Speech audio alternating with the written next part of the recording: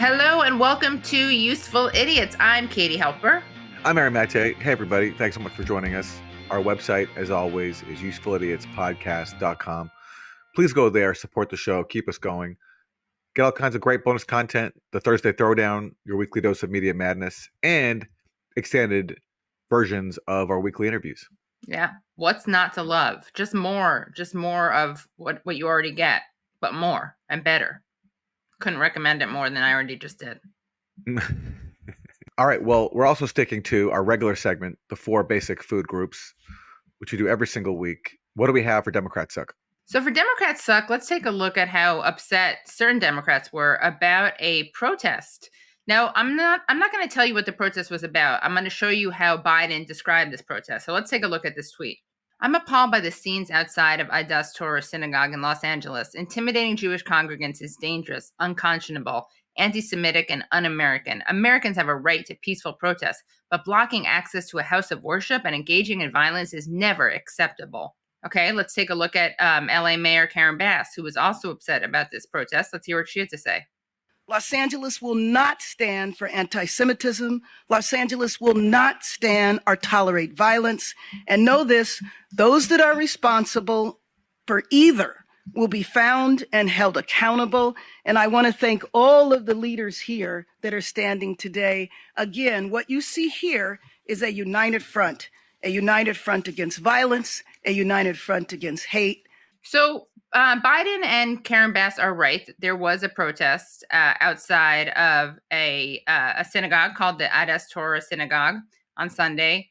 But what were the people protesting? They were not protesting a Jewish house of worship because it's a Jewish house of worship. They were protesting the fact that across North America, there are these real estate sales where companies are actually selling stolen land in the West Bank to Jewish Americans. And they're only selling it to Jewish Americans, by the way, which is illegal.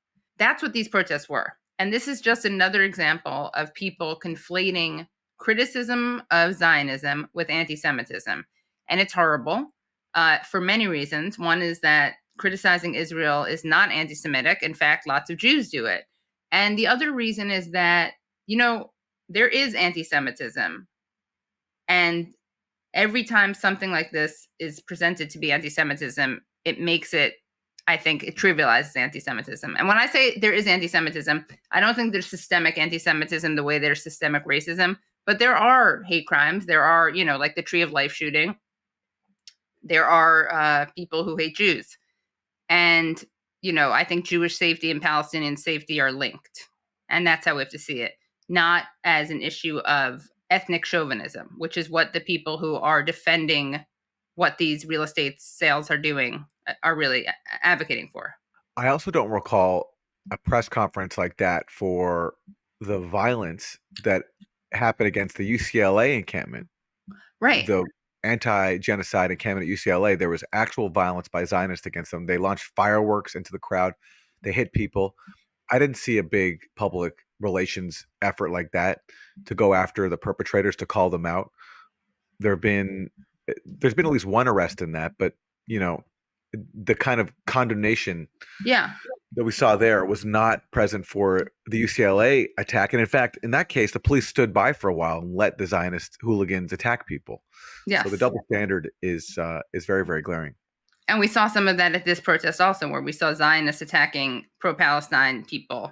And by the way, definitely check out our Thursday Throwdown. If you're not already subscribers, usefulidiotspodcast.com. Check out our Thursday Throwdown because we go over some of the footage showing these pro-Israel people being vile and violent and the police just letting it happen.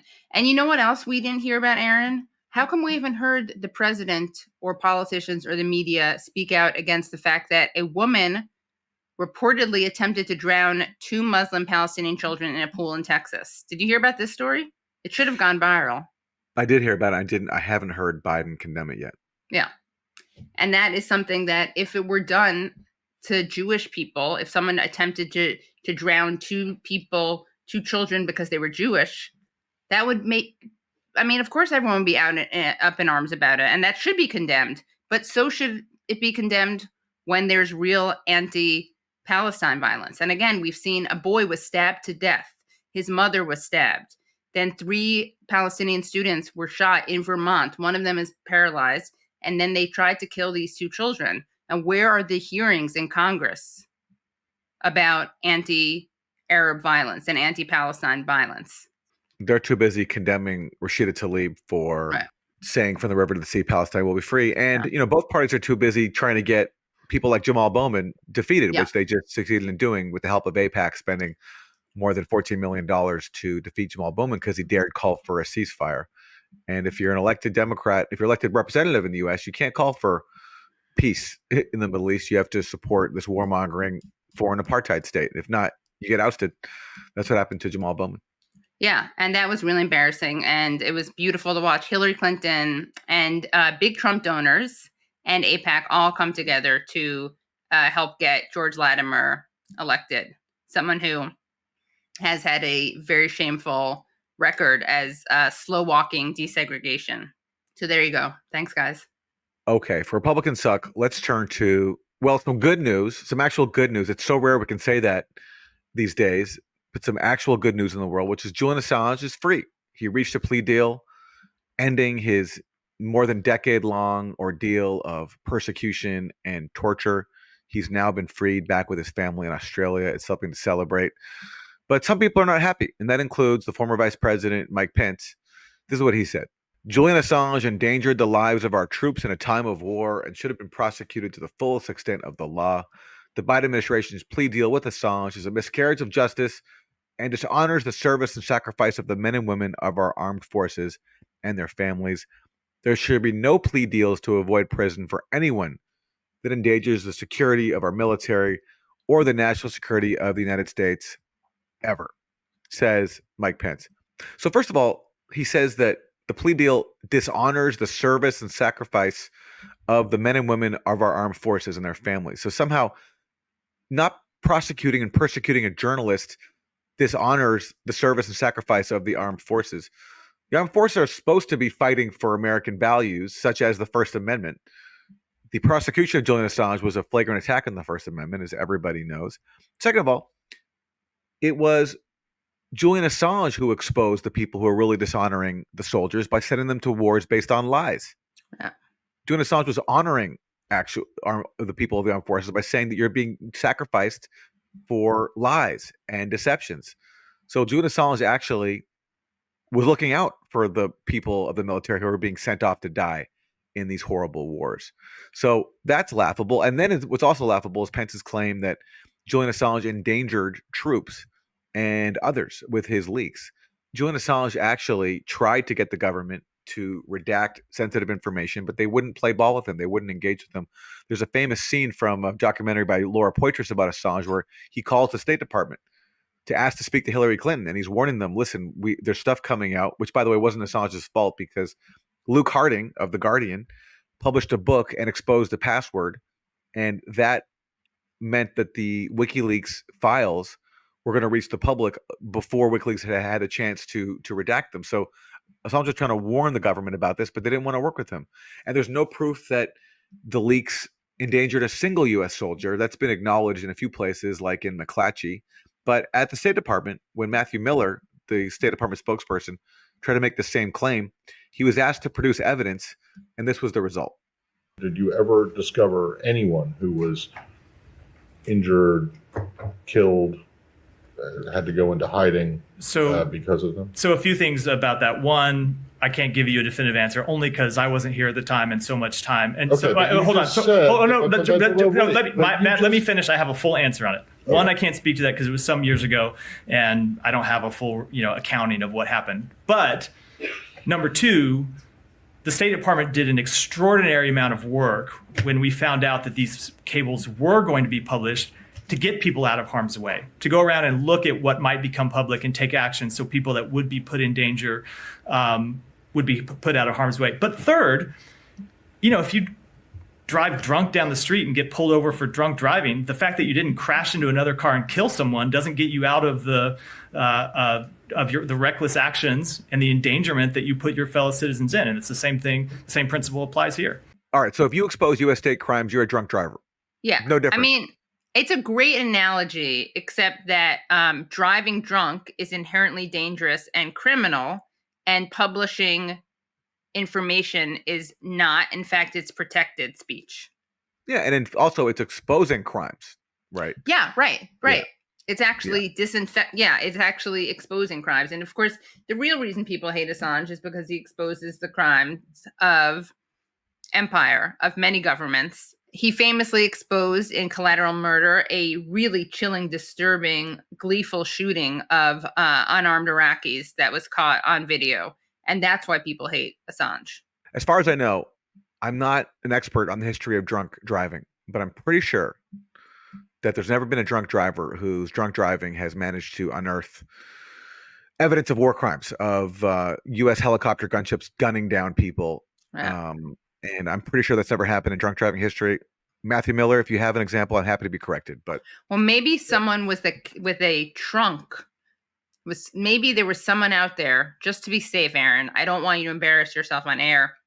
There could have been someone with a suitcase full of incriminating tapes documenting war crimes, and they were on their way to incinerate said tapes, and a drunk driver, sadly, yet also happily, drove into them, and they were diverted in their attempt to demolish this evidence. Fair enough. I didn't consider that possibility. Yeah. Matthew Miller, if you can find that case, I will apologize. Stand corrected. But just as Matthew Miller could not find an example of anyone being harmed by Julian Assange and what he's exposed, I'm pretty sure that will also be the case for Matthew Miller's search for a whistleblowing or crimes exposing drunk driver. Yeah, so. Crimes exposing drunk driver. Yeah. Yeah. And guys, don't try it. Don't try it. Don't be a hero. There are other ways. If you wanna stop the destruction of war crimes evidence, you can do it without drunk driving. Yes. And if you want to expose war crimes, though, the lesson from the government is if you do that, we're going to prosecute you under the Espionage Act, which has never been done before for a journalist. And we're also going to persecute you, subject you to torture. And finally, when it's almost time for you to be extradited and we might lose, and if you come to the U.S., it would be really embarrassing. Finally, then we'll let you go. So we'll make you cop to a bullshit plea. Yeah. That everyone knows is bullshit. Yeah. And Julian Assange had to pay for his flight. Oh my God, I know. They wouldn't let him fly on a civilian airline, and they wouldn't let him even fly through the normal airspace that he would take to go to Australia.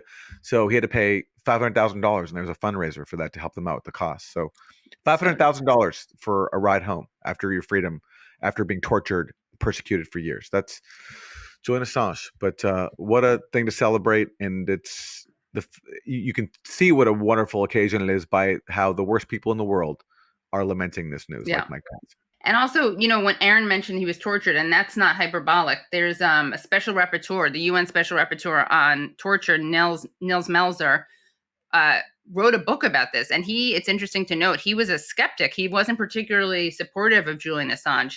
He kind of drank the Kool-Aid and thought Julian Assange was this odious character, a rapist. And then he actually began to look into the case and determined that not only was he being persecuted unfairly, but he was actually being tortured. All right. So for Isn't That Weird, let's move on to Isn't That Weird? And I have quite an interesting story. It's kind of a weird story. It's perhaps an inspiring story, depending on how you look at it. I'll be turning to a source that I often turn to for my weirds and terribles. And this is, of course, the New York Post. Woman sues boyfriend after he fails to drive her to the airport.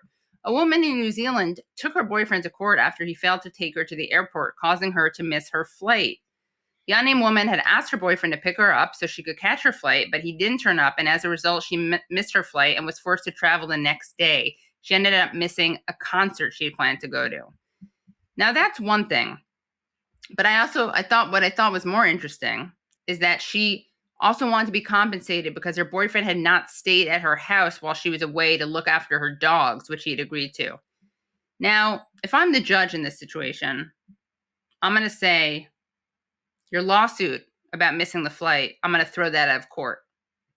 But viewers of the show and listeners of the show may not be surprised to hear my judgment that you're guilty as charged when it comes to not dog sitting.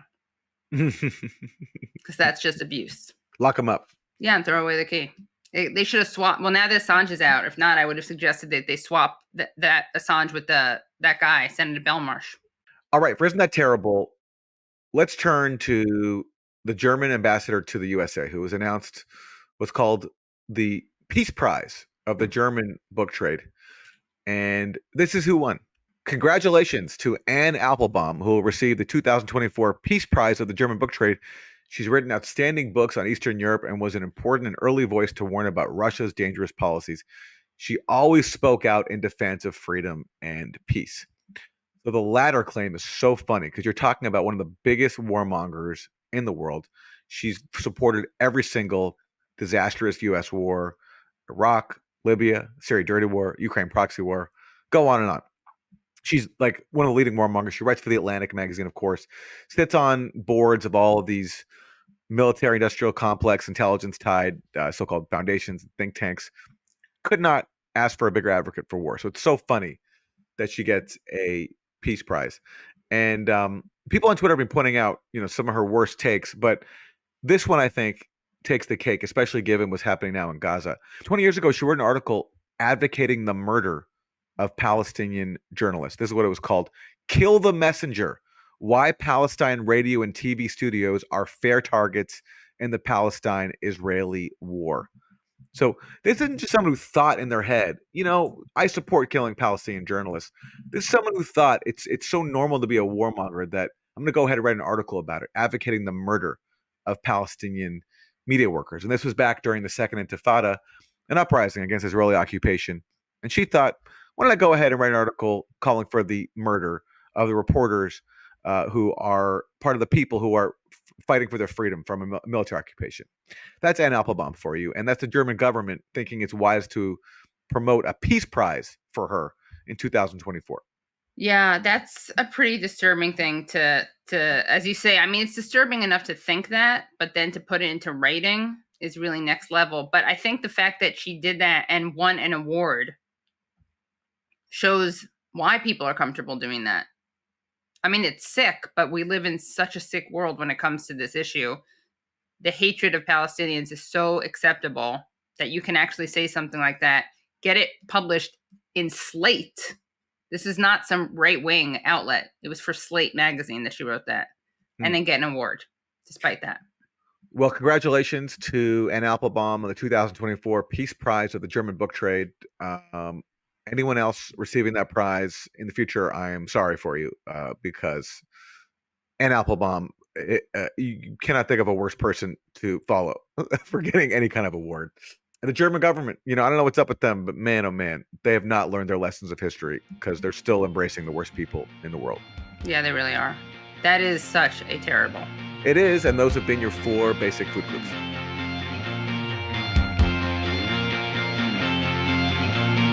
For this week's guest, we are joined by Diana Buttu. She is a Palestinian lawyer and analyst with a very unique perspective. She lives in Haifa in 1948 Palestine, or Israel, and she's also a former advisor to the Palestinian negotiating team during the so-called Oslo peace process. And she has a very interesting insider perspective on that, which we'll discuss with her, as well as the current horrors in Gaza and the possibility of a wider war between Israel and Hezbollah. So let's go to Diana Buttu.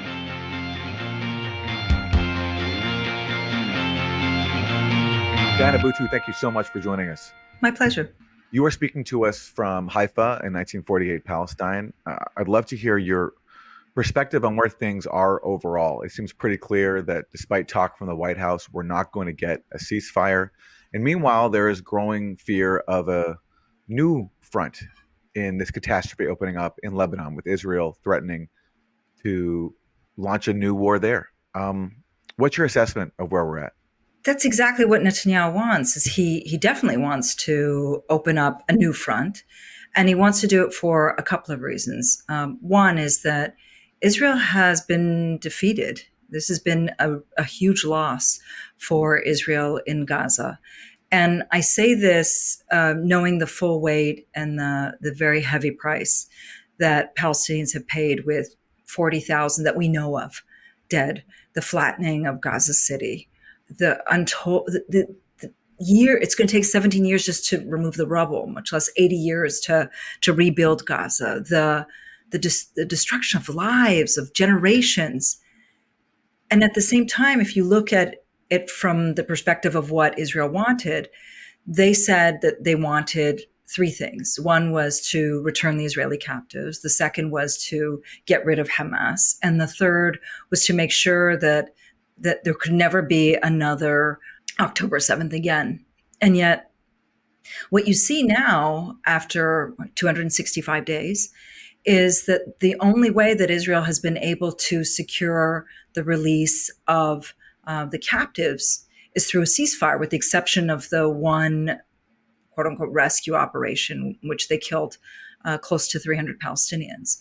Second is that you can see that they haven't defeated Hamas. In fact, now their military is saying that Hamas is an idea that can't be defeated.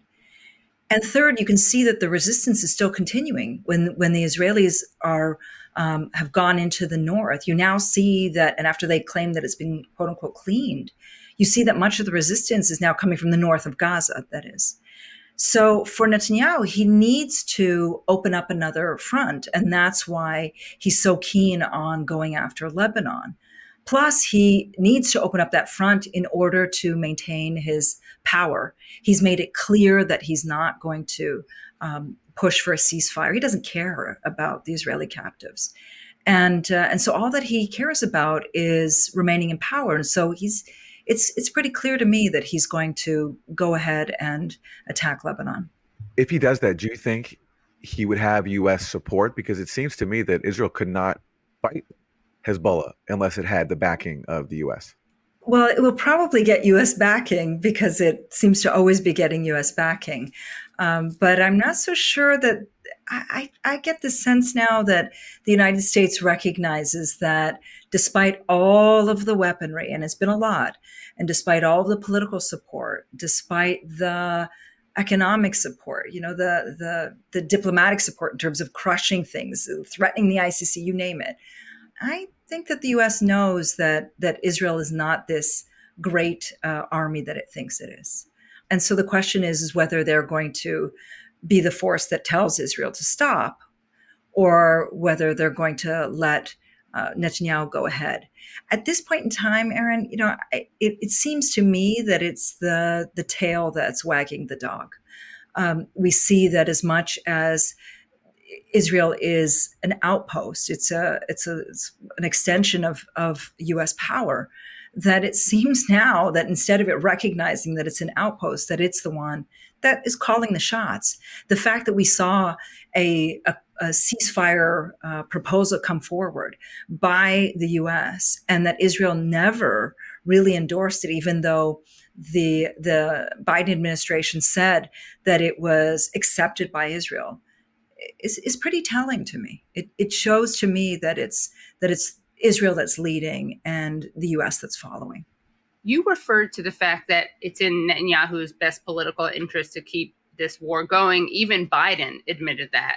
Can you explain why that is? What happens to Netanyahu when this does end? So back when Netanyahu was last elected, which was the end of 2022, before that, there were, and there have been for quite a number of years, there have been charges and allegations of corruption against him. And one of the reasons that the courts have not continued, or at least the prosecution has not continued against Netanyahu, is because he's the sitting prime minister. And so his calculation is that once he's no longer the sitting prime minister, that they will come after him for these corruption allegations. And that's the irony of all of this, is that if he ever serves jail time, it will be over financial corruption, not for the fact that he's been at the head of a genocide and pushing for genocide. So he wants to remain in office as long as possible, because by remaining in office, I think he's hoping that either Israelis will say, all right, enough, and we will pardon you for any of these corruption charges. Or he thinks that perhaps people will somehow forget. Or a third case scenario, which is very unlikely, is that he's going to somehow be the person who leads them to victory, and therefore they will excuse all of his previous ills. As someone who was a negotiator, can you tell people what it would look like if Netanyahu actually cared about freeing the hostages? Oh, if he actually cared about them, then he would have done what should have been done very early on, which is negotiate a ceasefire, not bomb Gaza, and secure the release of them, as well as release the thousands of Palestinian hostages who are languishing in Israeli prisons. Instead, what he's done is the opposite.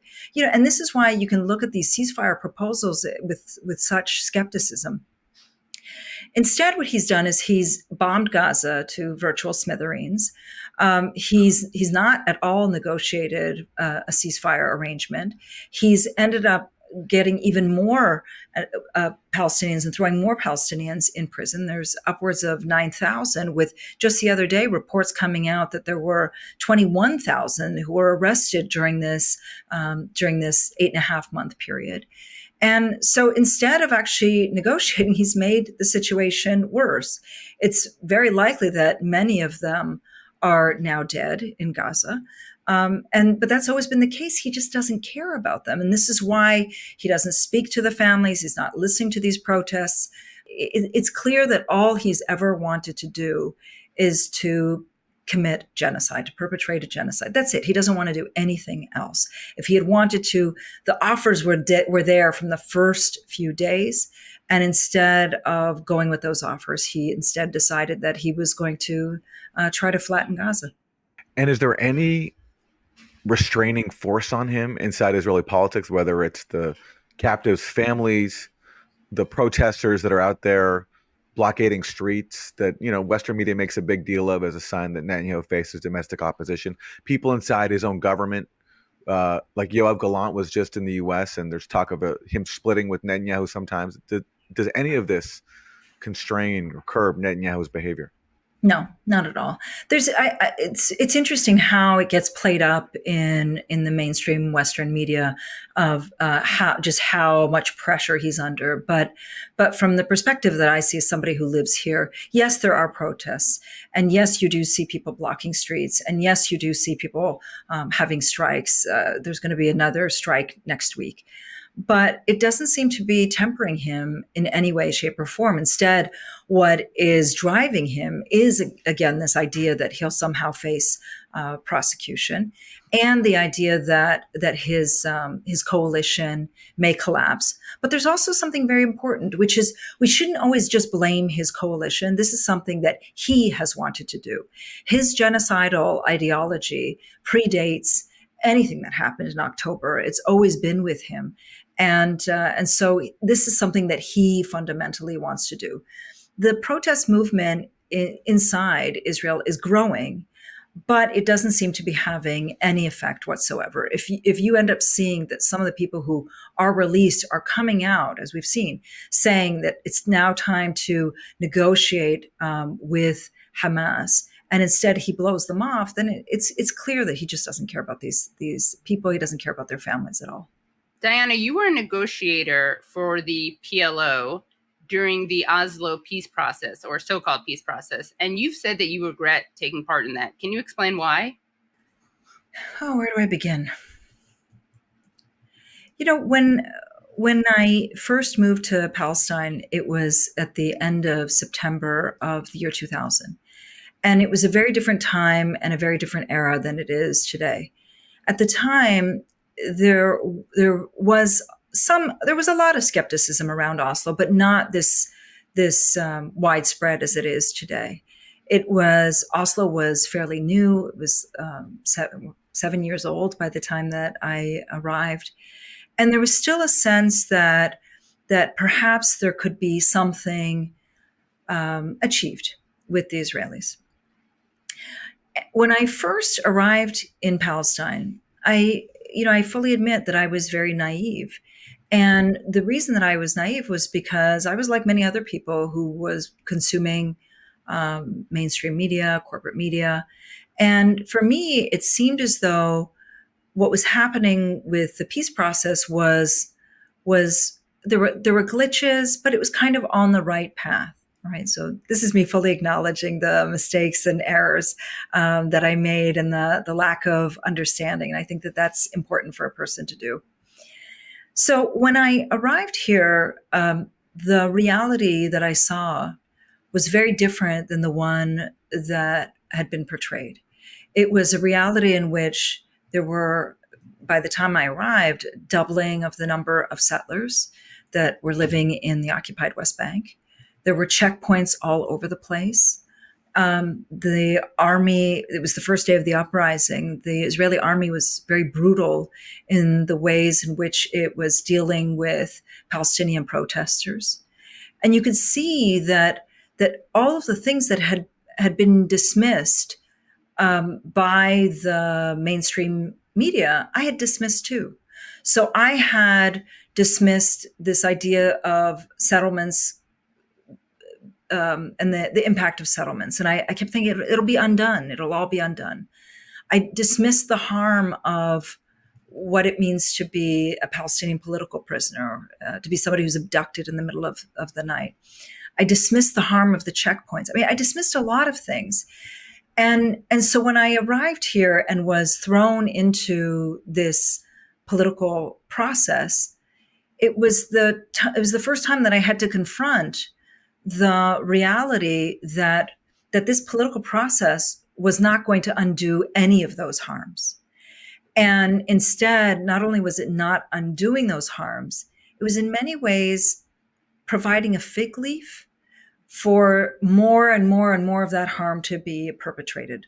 So during the period that I was involved in the negotiations, not just me, but others as well, it was during that period, not just my period, but also other years that predated me and postdated me.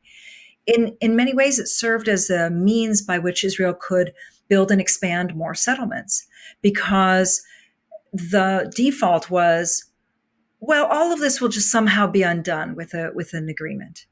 It also served as the fig leaf for Israel to be able to build this monstrosity of a wall that's 8 meters high, 50 meters in depth at certain places, that snakes all throughout the West Bank.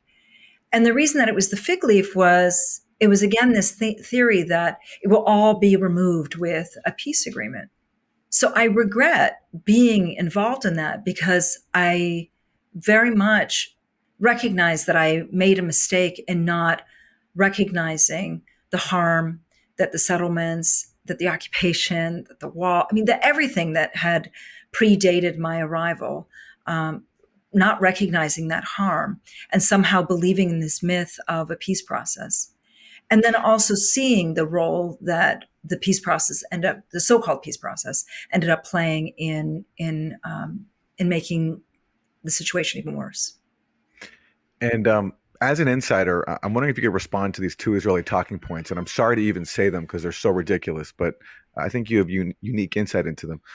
This notion that Israel withdrew from Gaza in 2005, so therefore they're not an occupying power, and that Israel tried to give Palestinians a state, but Palestinians were just recalcitrant, couldn't coexist with Israelis, and therefore couldn't accept the opportunity that was given them with these generous so-called Israeli peace offers. Thank you for both of those questions, Aaron. And you forgot to add a little bit to it, which is that what is it that Gaza was supposed to be turned into, Dubai or Singapore? I don't know which one it is that yes, Dubai. And then sometimes it's Singapore. I think Hillary Clinton has said it every once in a while. All right. So, I was directly involved in 2005. And so I can speak exactly to what happened there. In 2005 was when the Israelis put into effect what they called the disengagement plan. And that's all that it was a disengagement plan. It's not an end of occupation plan. What was the disengagement plan? Israel removed the settlers and the settlements from the Gaza Strip, but that's it. It maintained control. And people often mix that colonization and occupation. In Gaza and in the West Bank, there were both. There was both colonization, meaning that they had taken over Palestinian land and settlers were living on that land. But there was also occupation, which is to say that Israel was controlling the lives of Palestinians. And so while the colonization of the Gaza Strip ended in 2005 with the removal of the settlements and the settlers, The occupation did not. Israel continued to hold on to all aspects of life within the Gaza Strip. And I remember this well because I remember being in negotiations, not just with the Israelis, but with the international community. And the international community, and I remember this very clearly, it was President Bush who said, what is needed to make Gaza livable? And the answer was, we need to have control over our lives. That means control over the airspace, control over a seaport. We need to have a connection with the West Bank. There needs to be a connection to the rest of the world. In other words, there needs to be an end to occupation. And instead of the world listening to it, the Western world, listening to Palestinians, they instead told us, no, you need to work with Israel to address Israel's so-called security concerns. And one conversation that I'm going to share with you that struck me and has remained with me since 2005 was, at the time we were having a discussion with somebody from the Israeli Ministry of Defense, so that you can understand the ideology and the way that the way that they think. It was the Israeli Ministry of Defense that was and still is maintains control over Gaza. And at one point we were discussing how goods would get into and out of Gaza. And the representative from the Israeli Ministry of Defense started outlining what's needed as a scanner. We need to scan goods that are going into Gaza, scan goods that are coming out of Gaza. Again, this mentality of control. And the diplomatic community said, yes, of course, this is wonderful. Yes, okay, we can work with this. Until he said the following line. He said, but the level of scanner that we require is so high that it actually doesn't exist. Right? That was the level, that was the mentality that Israel had and still has. So while in 2005, they pulled out the settlers and they pulled out the settlements, they still controlled the airspace, the territorial waters, the entrance of people and goods into Gaza, the exit of people and goods into Gaza, the population registry. And what that means is that if a person wants to exit Gaza, they need Israeli permission. If they want to enter Gaza, they need Israeli permission. If you want to get any goods into Gaza, any foodstuff, it needs Israeli permission. If you want to export any goods or foodstuff, it needs Israeli permission. If you want to fish, you need Israeli permission. Don't even think of flying, because Israel destroyed the airport in Gaza back in 2001. And so all aspects of Palestinian life were and continue to be controlled by Israel. And that's why what's so ironic today, as people are talking about Rafah and the number of trucks and whether aid is getting in or not getting in, nobody's asking the fundamental question is, why is it that we have to ask Israeli permission to get goods into Gaza? And it just shows you the level of control, that they control the airspace, the water space, the food supply, the fuel supply, even the water supply. All of it is controlled by Israel.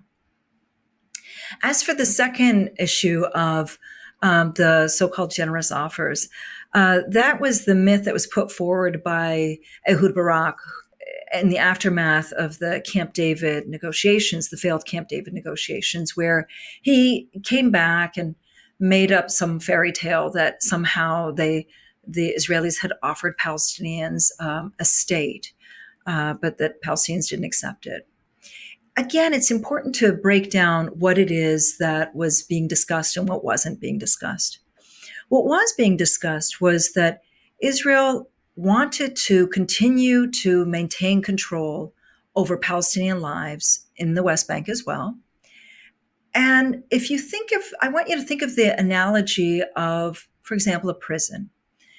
When you think of a prison, you can say that much of the prison is actually in the hands of people who are in the prison itself, whether it's the library or the kitchen or different things.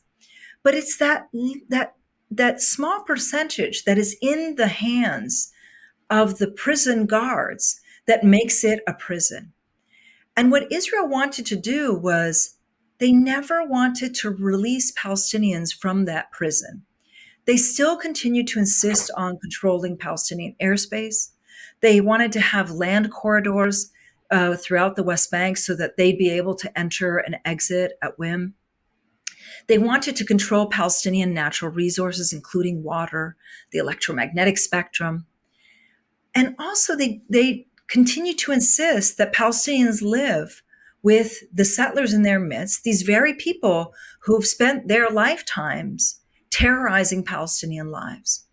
And so what has only ever been on offer, and I think it's important to say that it's not Israel's to offer, by the way, is that they talk about reconfiguring the prison, reconfiguring the occupation, but they never talk about ending the occupation, because this mentality of control permeates deep inside Israel. And they believe that the only way that they can continue to have some measure of security is if we are denied security and if we are denied our freedom. That's at the forefront of the ways in which Israel has always thought of Palestinians. And just one comment before we move on to other issues. I know Katie has a question, but it just, back when it was happening, the peace process was a myth, but it's amazing that 20 years later, in the US especially, it still persists. It's truly an Orwellian feat, comparing the reality you just described with the way it's presented in the West, still today, after so long. It's just really incredible to behold. It's incredible to me when I see people like Hillary Clinton repeating the same talking points from 2005. It's as though time stopped for her back in 2005 and she hasn't renewed the talking points. And the big problem, Aaron, is that nobody ever talks to Palestinians. Nobody ever asks Palestinians what was discussed in 2005, what was really on offer. Instead, they just simply accept the talking point as truth, rather than, digging deeper and questioning that talking point.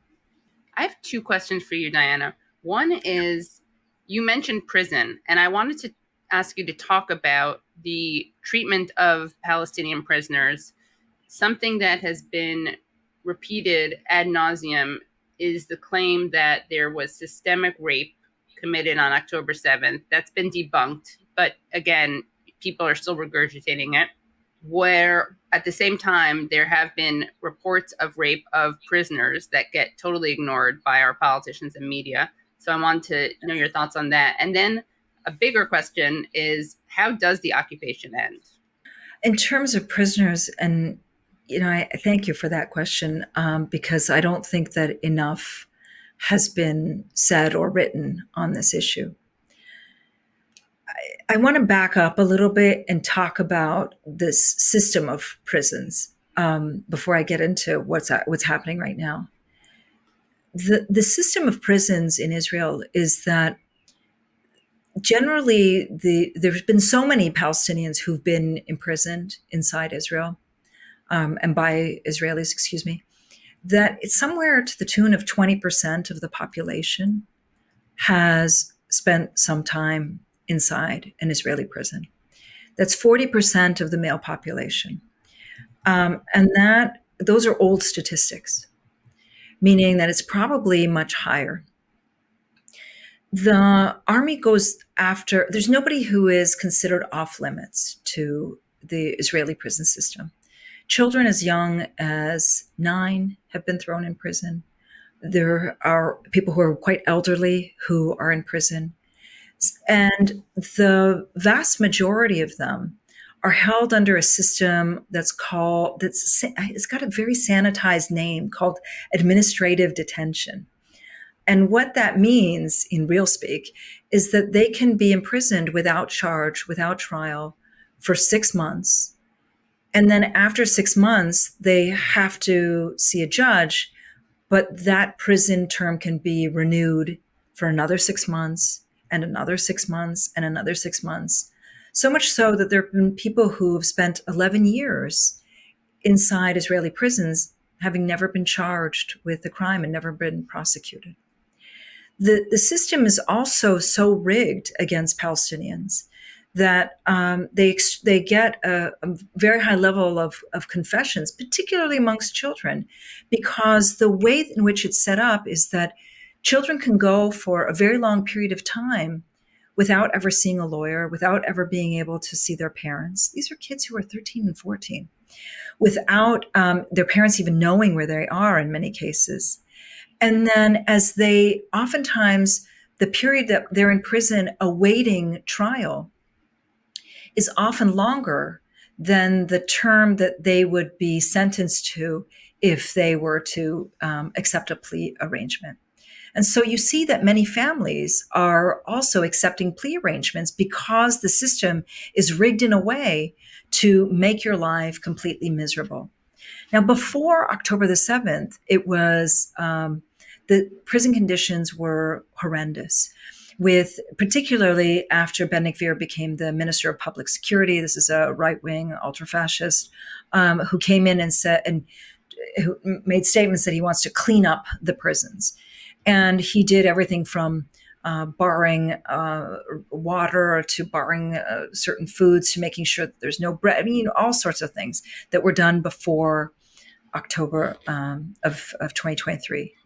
Since October 2023, the conditions have gotten even worse. And I've met with a number of political prisoners and a number of people who were abducted. These are not political prisoners. These are hostages, including children. And the stories that they've told me are horrifying. Everything from young boys, age 15, being thrown in prison cells with 10 other individuals, no mattresses, forced to sleep on the floor, with them given food twice a day, enough for 2 people and only 2 people. And you can remember your 15, 16, 17-year-old self, how you couldn't consume enough food. Kids have been released from prison losing upwards of 30 kilos, 66 pounds in a 3-month period. They've been denied access to water. One boy I spoke to said that he wasn't allowed to shower for 55 days. And when he was finally allowed to shower, he was forced to they were forced to wear the same clothes for their entire prison, the entire time they're thrown in prison. There's routine torture of political prisoners, with one boy telling me that they beat him so badly that he started vomiting blood. Others have told me that they've heard Palestinian political prisoners tortured so badly that they end up dying on the floor, with many of them coming out and talking about the rape and sexual abuse that has been perpetrated against them. The stories go, and many of them, has already been now shown, many of them held in these secret prisons where no access to lawyers, no access to the Red Cross. We just don't know what conditions they're being held under, other than what we get small little snippets of in the news. There was a few pieces where we saw that people that the Israelis ended up having to amputate the hands of some of these political prisoners because their hands were shackled and their feet were shackled for days and days and weeks and months on end, forced to be in a crouched position. I don't think that there's enough that we can talk about in terms of what's happening in these prisons, except to say that it's sadistic. And the fact that we're hearing this news and nobody is doing anything to stop it, it just shows you how there's a breakdown. There is no system of law and order. There never has been. But it's gotten even worse when you see that nobody's doing anything to stop Israel. And the media doesn't seem to care. No, they don't. Some have written some stories about it, but it's not been of a level where it's interrogating the Israeli authorities to the extent that they should be interrogated. Again, this isn't 1 or 2 people. These are scores of people that we've seen emerge from these prisons who are talking about the conditions in which they're forced to endure with, again, no water, no access to showers, no ability to get any medical attention. One man, one boy, he's 17. He told me a story. He said that he was beaten so badly that he asked for medical attention. And when he finally got to see a medic, the medic said to him, "I can give you some medical attention, but I don't know if I'll give you the right medicine or the wrong medicine. I don't know if you're going to survive tomorrow or not survive tomorrow." And so this 17-year-old said to me, I had to decide whether I was going to accept medical attention, even though he was in excruciating pain. And he said, I decided instead that I wanted to live to see my mom.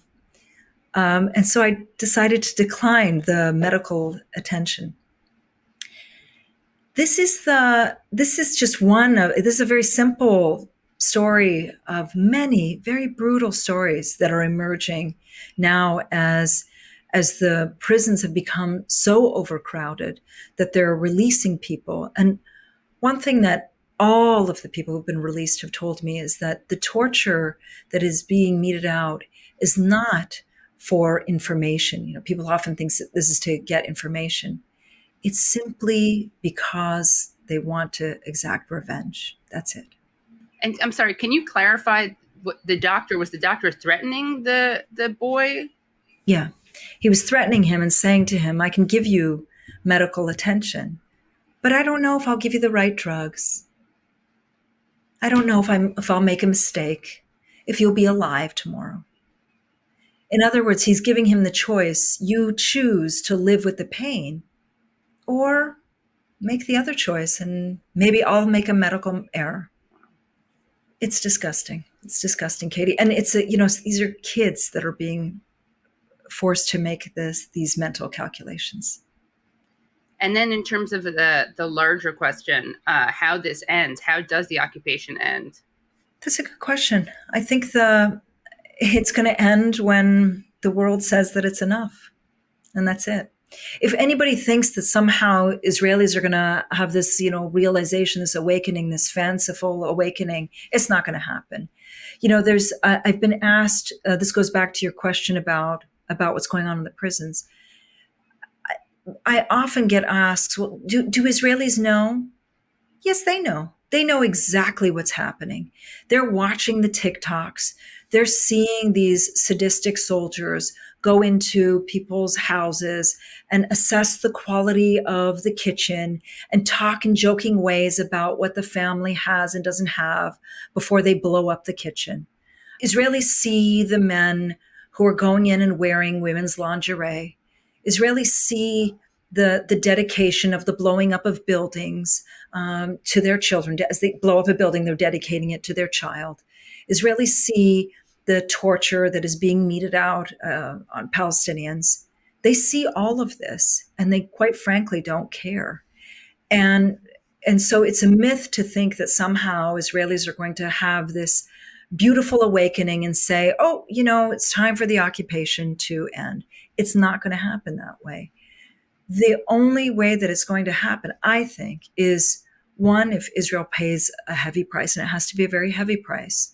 And if two, the world wakes up and says enough is enough. And by that heavy price, it means things like completely ostracizing Israel.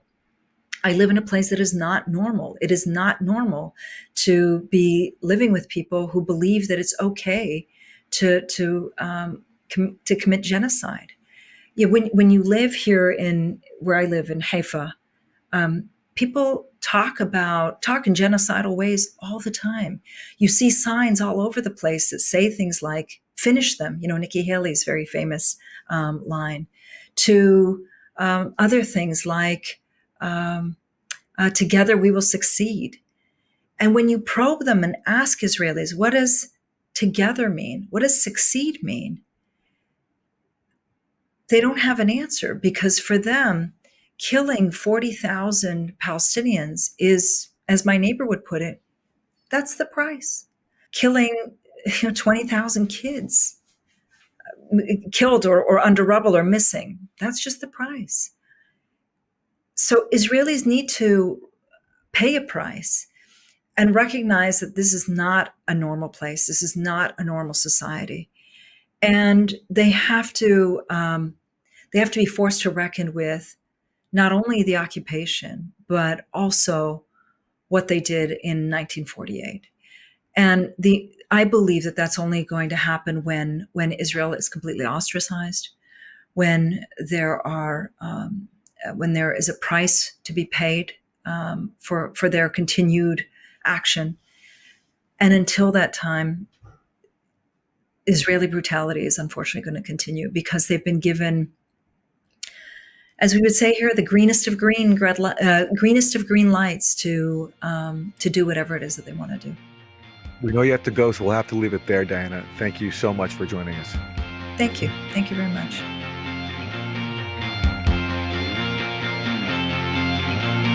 That was a great interview, though. It was very disturbing and really haunting to hear her stories. We've been trying to interview Diana for a very long time, so it's great to finally speak to her. And there's so much more to discuss. And I really appreciate the opportunity. And hopefully we'll have her back because there's so much more we can ask her. Aaron, you didn't divulge the fact that she is Palestinian-Canadian. That's true. She is Palestinian-Canadian. And a fellow Canadian.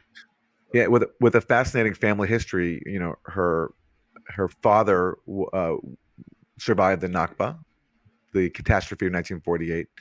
And of course, like every Palestinian, that's really shaped her family's history. And maybe next time we'll get into that with her. Yeah, we are so grateful to her because she's so busy and in demand. So grateful that she could talk to us. Our website is usefulidiots.podcast.com. Go there to support the show, keep us going. And thanks so much for being here. Bye, everyone.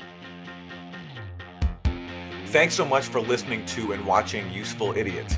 For extended episodes, bonus content, and our weekly Thursday Throwdown episode, please subscribe at usefulidiots.podcast.com.